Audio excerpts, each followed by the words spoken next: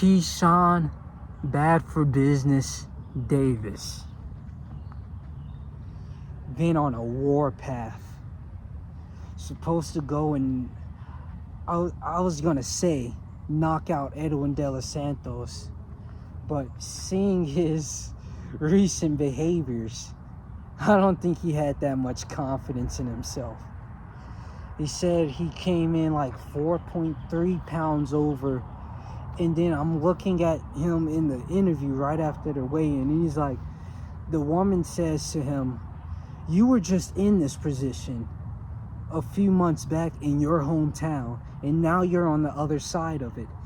And then he's like, no, he came in like 10 pounds, like a whole nother weight class, as if he didn't come in at 140 for a 135 fight. And that just showed me right there that he was afraid of Edwin De Los Santos, which is odd, because if you don't know, Edwin sat out for 2 years, and then his last fight was against Shakur Stevenson, where he lost. Yeah, he didn't really take any damage, and yes, Shakur was kind of running all over the place, but you were scared of that? I don't think Chenko or whatever his name, Denise, was that big of a threat to him, so he was very confident for that fight. But Edwin De Los Santos he's coming off an injury of a blood clot in his legs, and you're afraid of that? They're saying he tried to pull a Ryan Garcia. That's just tough. But he doesn't stop there. He keeps going. They show him high as hell, drunk as hell, eating popcorn, looking like Unk. One night after he had to gain another 10 pounds that night because he looked big. But they show him eating popcorn, and then his brother loses the fight.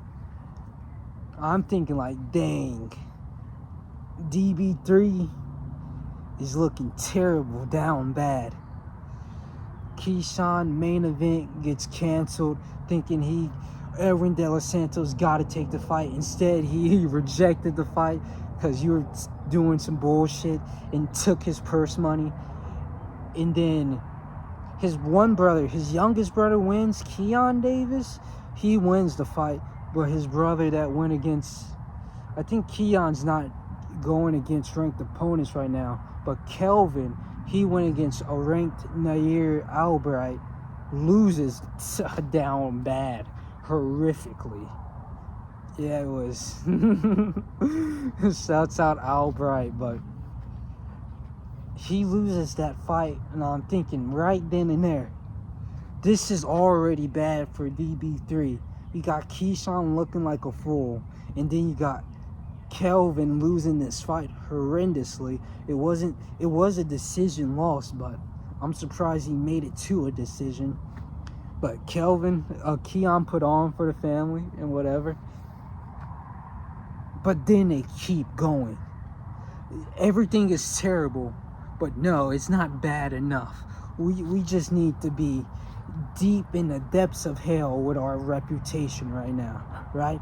So he goes to the locker room of Nair with his little brother Keyshawn and Keon. They go to the locker room, and then they jump him. What they were thinking, only God knows. But they jump him. Then ESPN gets the first live footage of it. And then it doesn't stop there. They're going to interview Keyshawn on his side of the story of the jumping. And then they get into another altercation. The video we all saw wasn't the original in the locker room jumping, allegedly, or whatever. But the second fight, they fight 2 times in one night. The second fight, I don't understand it. A lot of people are saying Keyshawn destroyed his reputation, and he did. But maybe this brings some eyes on his next fight. I don't think people want to see his fight. It would be different if he just did one of those things, but he just kept going with the mayhem, with the warpath against his own reputation, to just completely destroyed DB3. Nobody cares anymore.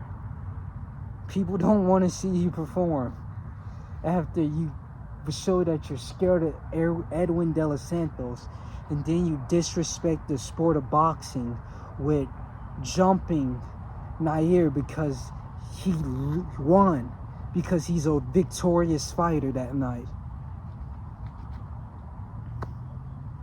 But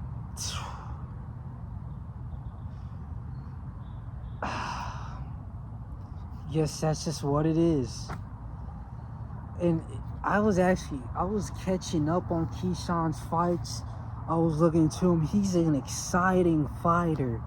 He got the grit, he got the heart, or I thought he did, but then he pulls this thing, these tactics, and it's all over now. Who cares about him? And you can say, but he's still a good fighter. It's not about his technique, his skills anymore. Who is he as a person when he goes and do all those things? Is that somebody we should put on a pedestal to represent the sport of boxing? And I guess, like, he could be portrayed as that bad guy villain, like Mike Tyson, when he's like, you niggas can't fuck with me, yeah, I'll fuck you in the lobby, doing some crazy things at press conferences.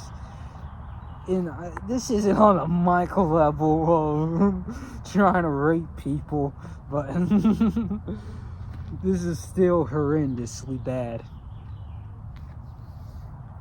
But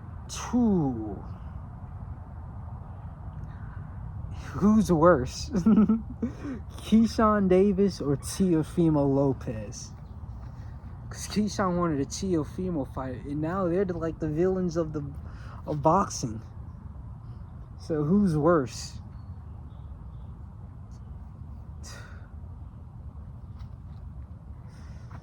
I would say, now Teo said some crazy out-of-pocket stuff. I don't know, I think they're on the same level with that. But what's next for Keyshawn Bad for Business Davis?